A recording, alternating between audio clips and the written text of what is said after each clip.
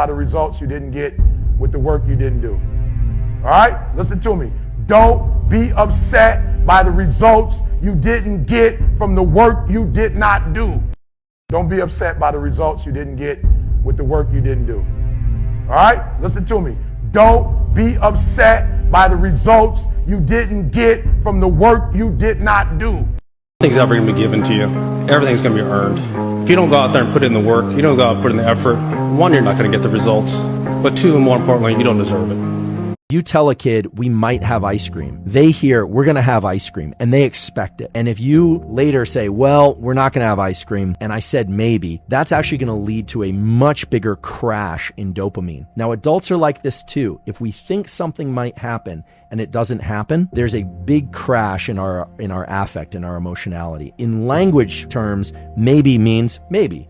But in neurobiological terms, maybe means perhaps there's going to be the surprise of an even bigger dopamine reward. And the one thing dopamine loves more than anything else is surprise. If you look at true high performers, people that are consistently good at what they do, those people attach dopamine to the effort process. The first step in learning to attach dopamine to the effort process, be very careful about how much you focus on the end goal. Keeping the goal in mind is important for like a proper orientation. You have to know the ultimate destination. But if at any point we were to evaluate our progress relative to that end goal, or if we don't know what the end goal is, there's a huge gap there, and it can feel overwhelming. If you look at true What's the number one thing that's holding most people back from reaching their full potential? The story. The story they sell themselves on. Everyone's got a story. And everyone wants to tell you their story of how bad they had it, how hard they had it. And the more times you tell yourself or others that story, the more you reinforce the fact that you're not meant to have happiness, success, abundance, great relationship, awesome health, abs, whatever. They don't realize that they still hold the pen. And there's thousands of empty pages still in that book that they can rewrite that story. But we have to let go of the pages that others have written in our book and realize we got this pen and we can start writing how the story looks from this day forward. What's the number? Whenever you feel negative or unhappy about anything, you say, wait a minute, I'm responsible. I'm responsible for my life. I'm responsible for what happens. I can't change the past, so I'm not going to spend a second worrying about the past. I'm going to become so busy working on my future and my goals that I don't have time to think about the past. Your brain is the most powerful weapon in the world. If you can't control your own brain and your brain controls you, you're fucked. You got to tell your brain where you want to go and how you want to go and how you want to get there. You got to control it. If not, it's over. The average human being has 12,000 to 60,000 thoughts a day. Of that number, 80% of those thoughts are negative.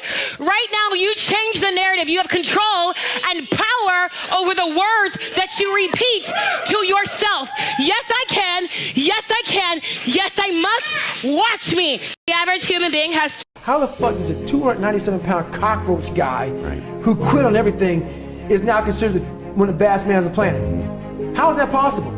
It means I had to change one thing, my mindset. So there's no way in hell that was in me, but that guy was in me. When that guy came down here and said, hey, guess what, man? You're a fat ass, but I'm gonna now make you a badass. I'm gonna miracle this shit to be a badass. No, it was in me. I had to believe and make that belief work. And through hard work, I did that. It says in that manual, it says, other than death, all failure is psychological. Other than death, all failure is psychological. Think about that. Just think about that. This failure, this upset, this catastrophe. If you aren't dead, then it's just psychological. It's in your head. Now, this does not mean that you won't lose some battles, because you will. We all will. It says in that manual. That's not actually how I view mental toughness. Like, mental toughness means when you're going through a really tough time, your body's sore, whatever the case may be, I can't get through this particular thing. To me, being mentally tough means you can take your mind someplace else and concentrate on that other thing to the point where the thing that was bothering you is no longer focused, so you don't feel it anymore. That's not. Do you know that the single behavior change that has the biggest and most profound impact on your quality of your day-to-day life is simply being kinder to yourself? Do you know? I just want you to remember that average is the enemy, success is your responsibility, and change can take place in an instant if you are willing to flip the switch.